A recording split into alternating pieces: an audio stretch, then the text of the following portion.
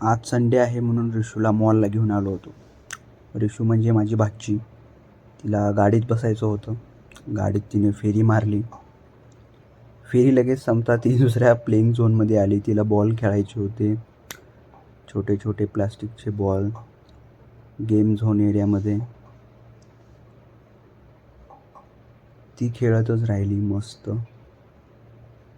मग वर बघताच मस्तपैकी बॉलचा आनंद घेत रिशू मस्तपैकी वीकेंड एन्जॉय करत होती. मस्त मस्त एन्जॉय करणे.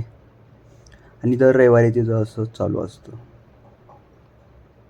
मला मॉलला घेऊन चला, मला मॉलला घेऊन चला. रिशू कुठे गेली, रिशू कुठे गेली? अरे रिशू इथंच आहे. सापडली. इथे मात्र रिशू आमची थोडी घाबरलेली दिसली मला. मी तिला प्रोत्साहन करत होतो, पुढे जा पुढे जा, जाऊ शकतेस जाऊ शकतेस. पण ती भीत होती, पुढे कसं जायचं, पुढे कसं जायचं. पण तरी रिशू आमची थोडी थोडी मेहनत करत होती. हळूहळू हळू भीतच होती. जाऊ दे म्हटलं, दुसरीकडे आलो. तिथे मग काय, रिशू नेहमीसारखं खेळत बसली होती.